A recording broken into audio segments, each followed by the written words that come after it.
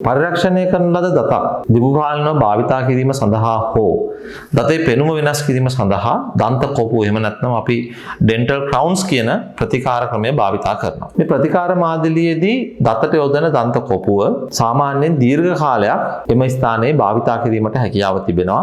ඒ වගේම සමහර අයගේ ජීවිත කාලයම භාවිතා කිරීමේ හැකියාව තිබෙනවා. නමුත් ඉතා කලාතුරකින් මේ ක්‍රවුන් එකක් ගැලවෙන්න පුළුවන්. එහෙම ගැලවුණොත් වහාම ප්‍රතිකාරය කරපු වෛද්‍යවරයා හෝ ඔබට පහසුවෙන් ළඟා විය හැකි වෙනත් දන්ත ශල්‍ය වෛද්‍යවරයෙක් හමු වෙලා මේ නැවත අලවා ගැනීමට එහෙම නැත්නම් නැවත මේ දතට සම්බන්ධ කර ගැනීමට උත්සාහ කළ යුතුයි. දීර්ඝ කාලයක් මේ ක්‍රවුන් එක ගැලවුණාට පස්සේ මේක ගණන් ගන්න නැතුව දත භාවිතා කළොත් දත ඉතුරු වෙලා තිබෙන කොටස ඔබ භාවිතා කරොත් මුඛයේ අනෙක් කටයුතු වලට එම කොටස කැඩී බිඳී යාමට ඉඩ තිබෙනවා. විශේෂයෙන්ම ආහාර කැබලි මේ මත දැවටීමෙන් ඒ වගේම අපේ දත් මැදීමේදී ඇතිවන බලය නිසා සමහර වෙලාවට මේ දතේ ඉතුරු වෙලා තිබෙන ස්වභාවික දතේ කොටස කැඩලා බිඳලා යන්න පුළුවන්.